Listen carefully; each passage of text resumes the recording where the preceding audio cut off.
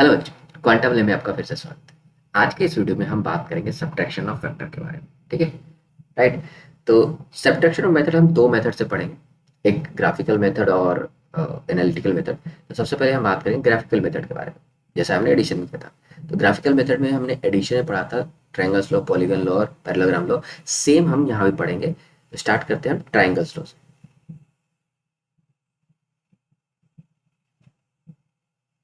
Triangles law क्या कहता था? एडिशन के टाइम पे ट्रायंगल्स लॉ क्या कहता था कि अगर एक वेक्टर है हमारा ए, ठीक है, ये एक वेक्टर है और कोई एक वेक्टर है बी, राइट। तो वेक्टर ए के हेड से वेक्टर बी के टेल को अगर कनेक्ट करते हैं, तो इन जो head of tail of vector a होगा, उससे हेड ऑफ वेक्टर बी को कनेक्ट करने वाला जो वेक्टर होगा, वो इन दोनों के रिजल्टेंट को रिप्रेजेंट करेगा, राइट। ए प्लस बी को ये रिप्रेजेंट करेगा, है कि नहीं? ये था हमारा ट्रायंगल्स लॉ एडिशन के टाइम पे। ठीक है। अब सब्ट्रैक्शन क्या होता है? सब्ट्रैक्शन जैसे मुझे करना है ए माइनस बी, राइट। तो इसको मैं ऐसे लिख सकता हूँ, vector A plus minus B vector लिख सकते हैं कि लिख सकते हैं। और निगेटिव वेक्टर का कॉन्सेप्ट हमें पता ही है। तो अगर मैं ट्राइंगल्स लो ही यूज करूँ सब्ट्रैक्शन के लिए, तो अगर ये वेक्टर हमारा ए है, ठीक है, और कोई वेक्टर है हमारा ऐसे करके बी, ठीक है, तो इसको अगर हम रिप्रेजेंट करें, इसको हम यहाँ पे, ये हो गया बी वेक्टर, राइट। तो माइनस बी वेक्टर किधर होगा? माइनस बी वेक्टर हमारा इधर आ जाएगा। और मुझे इन दोनों वेक्टर का एडिशन निकालना है। ये एक डिफरेंट वेक्टर है ना, ये तो बी वेक्टर हो गया, ये हो गया माइनस बी वेक्टर। मुझे इन दोनों का एडिशन निकालना है। और ट्राइंगल्स लॉ से ये आ जाएगा, ये रिप्रेजेंट क्या करेगा हमें? ए माइनस बी वेक्टर। ठीक है, क्लियर। तो सब्ट्रैक्शन को हम ट्रायंगल्स लॉ से कैसे एक्सप्लेन कर सकते हैं कि ग्राफिकली अगर हम हेड ऑफ ए वेक्टर को, right, tail of minus B vector से ऐड करें, तो head tail of A vector और head of minus B vector को कनेक्ट करने वाला जो लाइन होगा, वो ए माइनस बी वेक्टर के को रिप्रेजेंट करेगा, राइट। और ये अगर होता तो ये किसको रिप्रेजेंट कर रहा होता? ए प्लस बी को। क्लियर, कोई दिक्कत? ये है हमारा ट्राइंगल्स लॉ। कोई कहीं से कोई प्रॉब्लम नहीं ना? इसके बाद आता है हमारे पास पैरेललोग्राम लो। पैरेललोग्राम लो सेम उसी तरह से कॉन्सेप्ट है हमारा। पैरेललोग्राम लो में क्या होता है कि अगर दो वेक्टर है हमारे पास है, ये हो गया ए वेक्टर, इसको ले लिया हमने ए वेक्टर, और हमारे पास है बी वेक्टर, ये है बी वेक्टर। ठीक है, तो हमें निकालना क्या है? ए माइनस बी वेक्टर। अब जैसा हमने कॉन्सेप्ट किया था, बताया था मैंने कि ए माइनस बी को हम क्या लिख सकते हैं? ए प्लस माइनस बी वेक्टर। तो ये तो एडिशन ही है ना, एक तरह से माइनस बी वेक्टर के साथ में। तो अगर हम ये माइनस बी वेक्टर, ये हो जाएगा हमारा minus B vector, minus B vector, right. तो अगर इसको हम पैरेललोग्राम ड्रॉ करेंगे, स्टेप हमारा क्या होता था कि पहले हम दोनों वेक्टर को टेल टू टेल कनेक्ट करते थे और ड्रॉ करते थे स्टेप टू में पैरेललोग्राम। ये हमारा पैरेललोग्राम बन गया ऐसे करके, राइट। ये वेक्टर ए को रिप्रेजेंट कर रहा है और ये माइनस बी वेक्टर को। और इन दोनों के टेल से, कॉमन टेल से जो डायगोनल जाएगा वो हमारा रिजल्टेंट होता था। तो यहाँ पे ये जो डायगोनल है ये रिप्रेजेंट करेगा हमारा ए माइनस बी वेक्टर को। ठीक है, ये डायगोनल, कोई दिक्कत? तो यहाँ से हमें ये भी पता चल जाएगा कि जो रिजल्टेंट होगा वो ए वेक्टर और माइनस बी वेक्टर के बीच में लाई करेगा। क्लियर, ये है हमारा पैरेललोग्राम। तो इसको अगर मुझे ड्रॉ करना है तो स्टेप वन क्या होगा? पहले हमने ए लिया, स्टेप वन में हमारा क्या आ जाएगा? स्टेप वन में हमने क्या किया? Draw, right, minus B vector, ठीक है, and connect the tail, connect their tails. Step two क्या होगा? Draw parallelogram.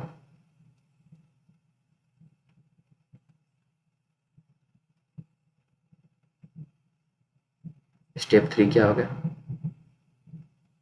Draw diagonal from common tail. बस यही हो गया हमारा। A minus B vector. Clear? तो ग्राफिकली हम इसको ऐसे रिजॉल्व करेंगे, कहीं से कोई दिक्कत नहीं ना? चलो बहुत बढ़िया। कुछ क्वेश्चन देख लेंगे इस पे बेस्ड। जैसे कि यहाँ पे है vector C in figure represents. अब ये देखो, अगर इसको वेक्टर हमारा है, अगर ध्यान से देखें तो वेक्टर ए ऊपर ये है, वेक्टर बी है यहाँ से, वेक्टर सी है यहाँ पे, राइट? अगर हम ट्राइंगल्स लॉ की बात करें तो अगर हमारा वेक्टर, ये जो वेक्टर ए प्लस बी जो आएगा, एक हम वेक्टर लेते यहाँ से, ये वेक्टर रिप्रेजेंट कर रहा था, लेट्स से ये डी डी वेक्टर है, डी वेक्टर, तो ये किसको रिप्रेजेंट कर रहा था? ए प्लस बी को, राइट? ये डी किसको रिप्रेजेंट कर रहा होता? अगर इस ग्राफ में देखें तो ये ट्राइंगल फ्लो ही यूज कर रहा हूँ मैं, राइट? तो according to triangle flow D vector क्या होता? A vector plus B vector, क्योंकि ये इधर से है और ए डी कहाँ से स्टार्ट होता? ए के टेल से बी के हेड तक, राइट? तो ये होता है ए प्लस बी वेक्टर। और अगर ध्यान दो तो सी जो वेक्टर है वो क्या है? डी का अपोजिट है। तो C vector is equal to हम लिख सकते हैं माइनस डी वेक्टर, और यानी कि minus A vector minus B vector, है ना? ये समझ में आया? क्लियर? तो हमारा आंसर क्या हो गया? ए minus A vector minus B vector, यानी कि ऑप्शन 4 करेक्ट है। कोई दिक्कत नहीं। अब नेक्स्ट क्वेश्चन देखते हैं। इस प्रॉब्लम में दो क्वेश्चन है इस, और जो कि एक ही डायग्राम से बेस्ड है। तो इसमें पूछा गया है कि vector D minus C equal to, तो डी माइनस सी हमें निकालना है। तो यहाँ पे अगर देखें साइक्लिक ऑर्डर में, बी वेक्टर किधर है? बी, और ये ई है और ये ए है, तो ए बी ई एक साइक्लिक में, साइकिल में, और ए डी सी ए सी और डी, मतलब ए, अगर ग्राफ से देखें तो ए प्लस सी क्या आएगा हमारे पास? डी आएगा, ठीक है?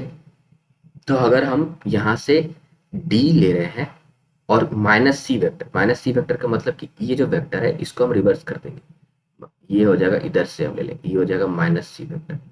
अगर ट्राइंगल्स लो यूज करें तो D vector minus C vector ये क्या रिप्रेजेंट करेगा? ए वेक्टर को, है ना? ए वेक्टर हमारा ऐसे करके जा रहा है कि नहीं? तो अगर ट्राइंगल्स लो यहाँ यूज करें तो क्या हो जाएगा? D vector minus C vector equals to क्या हो जा रहा है? A vector. तो हमारे पास क्या है? D minus C equals to A, first option correct है। ये समझ में आई बात? ठीक है। अब इस वाले में देखते हैं सेकंड क्वेश्चन। इसे पूछा गया E plus D minus C equals to, तो vector E plus D, E से यहाँ है, डी से यहाँ है और सी से गए, तो ये क्या बनाएगा? ये उस वेक्टर का रिप्रेजेंट करेगा। ये पॉलीगन लॉ में जैसे हम बात करते थे, माइनस सी वेक्टर क्या है? यहाँ भी तो पॉलीगन लॉ का यूज कर सकते हैं ना। माइनस सी वेक्टर मतलब कि यहाँ से एक वेक्टर, बी वेक्टर और C vector, minus C vector को ऐड कर रहे हैं, राइट? इसको हम ऐसे लिखते हैं ई प्लस डी वेक्टर प्लस, ये हो गया माइनस सी वेक्टर। तो ये क्या रिप्रेजेंट करेगा? ये रिप्रेजेंट करेगा इस वेक्टर को जो कि यहाँ से स्टार्ट हो और यहाँ पे एंड हो, और वो वेक्टर क्या होगा? बी वेक्टर का अपोजिट। बी वेक्टर अगर यहाँ से स्टार्ट होकर यहाँ आ रहा है और हमें कौन सा वेक्टर चाहिए था? ये वेक्टर जो यहाँ से स्टार्ट हो और इधर पे जाए, तो वो क्या है? Minus B vector. ग्राफ से तो ये पता चल रहा है ना, ये क्या आ जाएगा? Minus B vector. यहाँ पे ऑप्शन 4 करेक्ट है। समझ में आई बात? तो हमने ट्राइंगल्स लॉ का यूज करके ये दोनों प्रॉब्लम सॉल्व किए ग्राफिकली। ओके, अब ये क्वेश्चन देख लेते हैं। अगर 2 मिनट पॉज करके आप देख सको तो कर लो, ठीक है? तो यहाँ पे क्या दे रखा है? ये डायग्राम दे रखा है, इसमें बोला गया है कि ए बी सी वेक्टर्स है और आर जो है ये मिड पॉइंट है, पी क्यू का मिड पॉइंट है, ठीक है? तो then which of the following is correct, then which of the following is correct.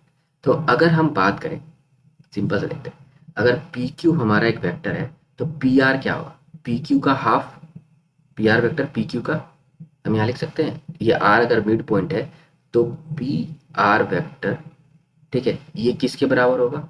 Are Q vector के, क्योंकि दोनों का मैग्नीट्यूड सेम है, डायरेक्शन सेम है, और ये सब किसके हो जाएगा? 1/2 पी क्यू वेक्टर के, है ना? कोई दिक्कत नहीं? इस ग्राफ से तो ये क्लियर है, जो गिवन डेटा है, क्योंकि आर क्या है हमारा? Mid point of P Q है। अब हम इस वाले ओ पी क्यू में अगर हम ट्रायंगल स्लोप लगाएं तो हम क्या लिख सकते हैं? Vector A, right? अगर ये क्लियर नहीं आ रहा है तो मैं इसको यहाँ पे उठा करके इस जगह से यहाँ ले आता हूँ, ठीक है? ये कर सकते हैं। अब यहाँ पे देखते हैं, अगर हम ए प्लस वेक्टर ए अगर मैं बात करूँ A plus P R vector would भी क्या होगा, अगर ट्रायंगल्स को यूज करें तो क्या होगा, ये आएगा सी वेक्टर के बराबर, है ना। और यहाँ पे बात करें तो इसमें यूज करते हैं C vector plus R Q vector, C vector plus R Q vector, ये क्या रिप्रेजेंट करेगा हमारा, ये बी वेक्टर, ठीक है।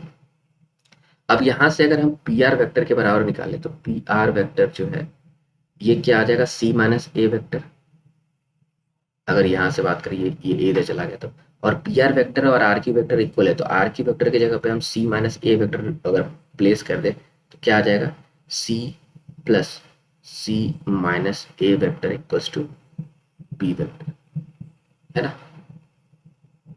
तो हमारे पास कितना आ गया, टू सी वेक्टर, और ये माइनस ए उधर चला गया तो क्या हो जाएगा, plus A vector plus B vector. तो हमें क्या आंसर मिल गया, A plus B is equal to C vector, A plus B equal to C vector. Okay, ये सारा हमने क्या किया है, ग्राफिकल मेथड का यूज करके सॉल्व किए सारे प्रॉब्लम्स, कोई दिक्कत नहीं। ठीक है, अब आप बात करते हैं हम एनालिटिकल मेथड के बारे में, और ऑब्वियसली एनालिटिकल मेथड में हम पैरेललोग्राम लॉ का ही यूज करते हैं, किसका यूज करते हैं, पैरेललोग्राम लॉ का।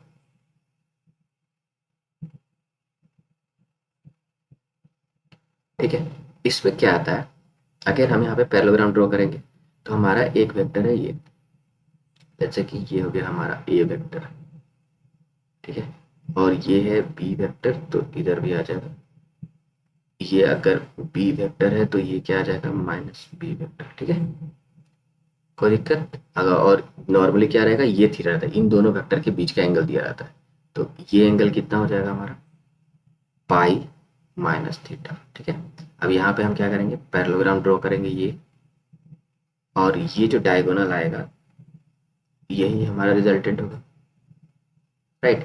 तो पैरेललोग्राम हम इस माइनस बी और ए के लिए ही हम यूज कर लें, और मैग्नीट्यूड क्या है, बी का जो मैग्नीट्यूड होगा वो ही माइनस बी का भी होगा, डायरेक्शन माइनस का मतलब क्या है, सिर्फ डायरेक्शन से ना, मैग्नीट्यूड में तो कोई चेंज नहीं आ रहा। तो हम पैरेललोग्राम लोग अगर यहाँ यूज कर लें तो क्या दिक्कत है हमें, तो हम यहाँ यूज कर सकते हैं, ये R equals to R square equals to A square, और बी का ये बी लिख लेते हैं, तो plus B square plus two A B cos, और यहाँ थीटा के जगह पे ये एंगल यूज होगा, पाई माइनस थीटा, ठीक है। क्यों, क्योंकि हम जब भी क्वेश्चन दिया रहता है ना तो हमारे पास ये थीटा का वैल्यू दिया रहता है दोनों ए और बी के बीच में, पाई, तो हमें इस पैरेललोग्राम को सॉल्व करने के लिए पाई माइनस थीटा का एंगल लेना होगा, और हमें पता है ये क्या हो जाएगा, A square plus B square plus two A B, और कॉस पाई माइनस थीटा का वैल्यू कितना होता है, माइनस कॉस थीटा, ठीक है। Cos pi minus theta 180 minus theta का वैल्यू कितना होता है, माइनस कॉस थीटा। तो यहाँ से हमारे पास आर का वैल्यू क्या आ जाएगा, square root A square plus B square minus two A B cos theta. तो ये हो गया हमारे पास फॉर्मूला, राइट, किसका, सब्ट्रैक्शन के लिए पैरेललोग्राम का मैग्नीट्यूड निकालें, मतलब ये इस डायगोनल के मैग्नीट्यूड को निकालेगा, कोई दिक्कत नहीं। अब हमारे पास यहाँ पे एंगल की बात होगी, तो ये एंगल होगा अल्फा, मान लिया हमने ये एंगल है अल्फा, तो याद हमें पता ही है कि अल्फा का वैल्यू कैसे निकालते हैं, तो टेन अल्फा बराबर क्या हो जाएगा, टेन अल्फा बराबर, पहले हम लोग ये क्या यूज़ करते थे, बी साइन थीटा, जिस जो दूसरा है जिसके साथ हम लेते हैं, तो ये हो जाएगा बी, और यहाँ पे sign pi minus theta divide bye जिस वेक्टर के साथ ये कनेक्ट हम रेफरेंस पर ले रहे हैं वो नीचे रहता है हमारे पास, तो ये होगा A plus B cos pi minus theta. अब यहाँ पे ध्यान दें तो हमारे पास साइन पाई माइनस थीटा का वैल्यू होता है साइन थीटा, यहाँ पे कुछ चेंज नहीं आता, तो हो जाएगा ये B sine theta divide by, और लेकिन कॉस पाई माइनस थीटा का वैल्यू माइनस हो जाता है, minus cos theta, A minus B cos theta, ये हो गया हमारे पास टेन अल्फा का वैल्यू, कोई दिक्कत नहीं। तो इससे हम ना ये यूज करके पैरेललोग्राम लॉ का यूज करके हमने ए माइनस बी का वैल्यू निकाल लिया, ये हो गया मैग्नीट्यूड और ये हो गया एंगल, और एंगल किसके साथ निकाल रहे हैं, ए वेक्टर के साथ। क्लियर है, कहीं से कोई दिक्कत नहीं, आगे बढ़े। ओके, तब हम बात करते हैं, ये तो हो गया डेरिवेशन के बारे में। क्लियर, एंगल हो गया, समझ में आ गया। अब हम कुछ क्वेश्चन कर लेते हैं। जैसे कि दिया गया है कि दो वेक्टर हैं ऑफ इक्वल मैग्नीट्यूड, जिन जो है दो, और दोनों के बीच का है 60 डिग्री। तो हमें निकालना है कि each to each other and find the magnitude of their difference. हमें ए और बी, अगर दोनों का मैग्नीट्यूड दे रखा है, ए और बी का वैल्यू कितना है 2 यूनिट, और थीटा का वैल्यू कितना दे रखा है 60 डिग्री। ठीक है, तो हमें क्या निकालना है, मैग्नीट्यूड निकालना है। तो हमें पता है पैरेललोग्राम का लॉ का यूज करेंगे, R is equals to A square plus B square minus 2ab cos theta, है ना, सिंपल। यहाँ पे हम फॉर्मूला यूज कर लेंगे, ए स्क्वायर प्लस बी स्क्वायर, तो टू टू ज़ा ये हो जाएगा 4 plus 4 minus 2ab, to to ज़ा 4, और कॉस 60 का वैल्यू कितना होता है 1/2, थीटा वाला 60 डिग्री, कॉस 60 बोल कितना 1/2, ये 2 कस गया, ये फिर 4 माइनस 4 एक हट जाएगा 4, बचेगा कितना 4, 4 का स्क्वायर रूट लेंगे तो क्या आएगा, आर का वैल्यू कितना हो गया, तो रिजल्टेंट भी कितना आएगा। ठीक है, दोनों का डिफरेंस का वैल्यू कितना है ना। ओके, नेक्स्ट क्वेश्चन देखते हैं। इस क्वेश्चन में बोला गया है कि a माइनस बी निकालना है। इस डायग्राम में a का वैल्यू है 4 और b का वैल्यू 3 है। देख लो यहाँ पे a और ये b वैल्यू है। अब यहाँ पे सिंपल सा है, a का वैल्यू दे रखा है, b का वैल्यू दे रखा है, ठीक है, और थीटा का वैल्यू दे रखा है। तो हमें ये ध्यान रखना है कि हमें ना एंगल भी निकालना होगा। यहाँ पे हमें a माइनस बी वैक्टर नहीं, सिर्फ मैग्नीट्यूड नहीं, हमें वैक्टर निकालना है। तो माइनस बी वैक्टर इधर आ जाएगा हमारा, हम तो निकालेंगे तो पैरेललोग्राम लोग का यूज करके, लेकिन यहाँ पे हमें डायरेक्शन बताना पड़ेगा। तो ये हो जाएगा हमारे पास ए माइनस बी वेक्टर का रिजल्ट ये, और इसको हम मान लेंगे अल्फा। ठीक है, तो रिजल्टेंट ये, अगर हम आर के बारे में बात करें तो रिजल्टेंट कितना होगा, आर का value square root A square plus B square minus 2ab, A square plus B square minus 2ab cos theta, और ये थीटा है ना, तो हमारे पास क्या आ जाएगा, ए का वैल्यू है 4, बी का वैल्यू है 3, तो 4 का हो जाएगा 16, ये हो जाएगा 9 माइनस 2 इंटू ए भी कितना होगा 4 3 ज़ा 12, और कॉस 60 का वैल्यू होता है 1/2, तो ये 2 हट गया, और 16 और 9 25, 25 में से 12 घटाएंगे तो 13, राइट। तो हमारे पास कितना है स्क्वायर रूट 13, मैग्नीट्यूड कितना हो गया 13। अब ये अल्फा का वैल्यू निकालते हैं। तो अल्फा का वैल्यू हमने क्या देखा था, 10 alpha is equals to B sine theta upon A minus B cos theta. अब ये वैल्यू पुट करेंगे यहाँ पे, तो बी का वैल्यू कितना है हमारे पास 3 sine sine 60 degree divide by A का वैल्यू है 4 minus B again 3 cos 60 degree. इसको अगर आप फर्दर सॉल्व करें तो हमारे पास कितना आ जाएगा, 3 साइन 60 का वैल्यू कितना होता है √3/2, ठीक है, divide by 4 minus 3 into cos 60 का वैल्यू कितना होता है 1/2। तो इसको अगर फर्दर हम सॉल्व करें तो ये कितना हो जाएगा 3√3, ठीक है, और डिवाइड बाय ये 3/2 है, तो 4 2 जा 3/√3/2 डिवाइड बाय 4 2 जा 8 माइनस 3, यानी कि 5/2। हाँ, ये 2 कट गया, तो हमारे पास कितना है 10 अल्फा इज इक्वल्स टू 3√3/5, यानी कि alpha is equals to 10 inverse 3√3/5। ठीक है, कहीं कैलकुलेशन में कोई मिस्टेक तो नहीं है, B sine theta upon A minus B cos theta, 3 B का वैल्यू 3 है, sine 60 upon 4 minus 3 cos 60, sine 60 का वैल्यू √3/2, कॉस 60 का वैल्यू 1/2, 3√3/2, 3/2 है तो 4 2 8 माइनस 3, यानी कि 5/2, 2 कैंसिल आउट होगा, 3√3/5। ठीक, तो ये है हमारा आंसर इस क्वेश्चन का, कोई दिक्कत नहीं। ठीक है, आगे बढ़ते हैं। इस क्वेश्चन में क्या रखा है, sum of 2 unit vector is a unit vector, ठीक है, then the magnitude of their differences हमें निकालना है। मान लेते हैं कि रिजल्टेंट है, एक वेक्टर है, वेक्टर ए का जो मैग्नीट्यूड है ये है वेक्टर बी का मैग्नीट्यूड, दोनों यूनिट वेक्टर ही है, इक्वल्स टू है जो दोनों का रिजल्टेंट है और ये है 1। ठीक है, अगर हम पैरेललोग्राम लो यूज करें तो हमारे पास कितना आता है, R square equals to A square plus B square plus 2ab cos theta. ठीक है, अब सबका वैल्यू इसका ही 1 है, इसका ही 1 है, इसका ही 1 है, तो क्या लिखेंगे 1 इक्वल्स टू 1 प्लस 2 इंटू 1 यानी 2 कॉस थीटा। यहाँ से वैल्यू कितना आ जाएगा 1, और ये 1 प्लस 1 2, 2 इधर आएगा तो -2 इक्वल्स टू 2 कॉस थीटा, और यहाँ से आया -1 और ये 2 नीचे आएगा तो 2 is equals to cos theta, और यहाँ से कॉस थीटा का वैल्यू कितना आ जाएगा, theta cos 180 degree is equal to 1/2 आता है, तो यहाँ से हम लिख सकते हैं थीटा इक्वल्स टू 120 डिग्री। ठीक है, यानी कि हमारा जो ये दोनों वेक्टर यूनिट वेक्टर एक हमारा कुछ ऐसे है, अगर ग्राफिकली बात करें तो हमारा एक वेक्टर इधर है और एक वेक्टर इधर है, ये हो गया ए वेक्टर और ये हो गया बी वेक्टर, दोनों के बीच के।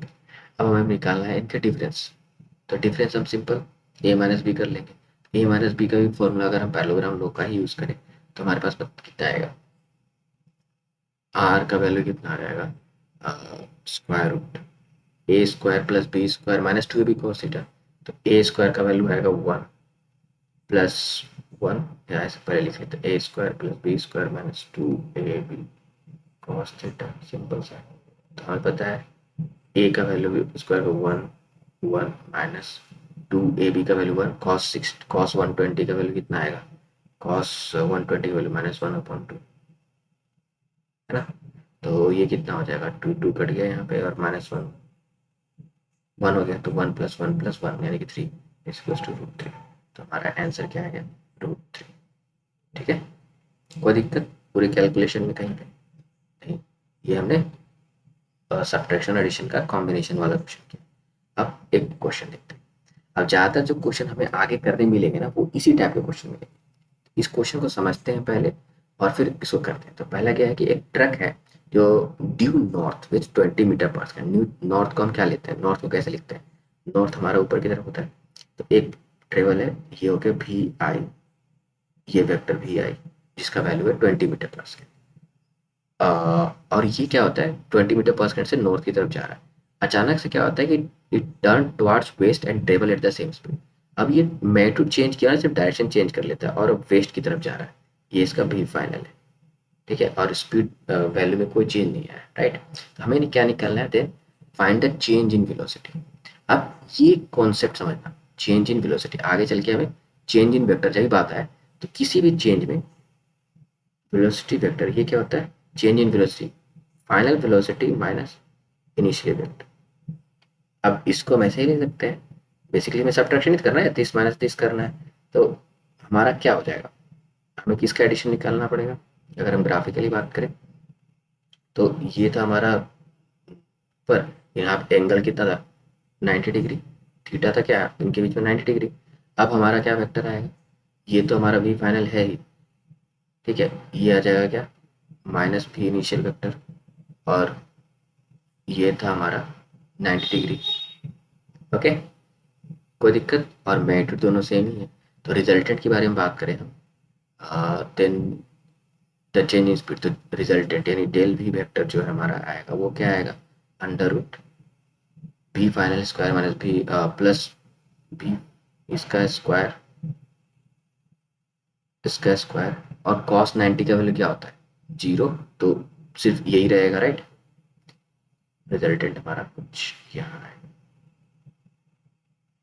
तो स्क्वायर रूट हमारा क्या हुआ 20 स्क्वायर प्लस 20 स्क्वायर। अब 20 स्क्वायर को कॉमन लेंगे तो 1 प्लस 1 2 यानी कि 20 टू 2 ये आ जाएगा, राइट। मैग्नीट्यूड वाइज हम बात करें तो डेल वी वेक्टर का जो हमारा यानी चेंज इन वेलोसिटी वेक्टर का जो मैग्नीट्यूड आएगा 20 रूट 2। अब डायरेक्शन, तो अब दोनों सेम वेक्टर है, मैग्नीट्यूड वाइज दोनों सेम ही है, तो ये तो 45 डिग्री आएगा, राइट, तो y बाई एक्स करते हैं तो एंगल क्या आता है 45 डिग्री आता है ना, 45 डिग्री, यानी कि ये क्या हो गया, ये हमारा है साउथ, ये है वेस्ट, तो इसको हम लिख सकते हैं साउथ वेस्ट। तो मैग्नीट्यूड कितना हो, 20√2, अगर हम सिंपल बोले डेल वी वेक्टर बराबर क्या हो जाएगा, 20√2 साउथ वेस्ट। ये यूनिट, हाँ यूनिट बोलना है, यूनिट भी लिखना है मीटर पर सेकंड। तो हमारा आंसर क्या हो गया, 20√2 south west.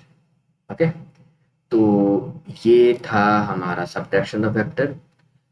Okay, next video में हम बात करेंगे यूनिट वेक्टर के बारे में फिर से, और resolution vector and position vector के कॉन्सेप्ट के बारे में बात करेंगे। Okay, that's it for today, see you next class, bye.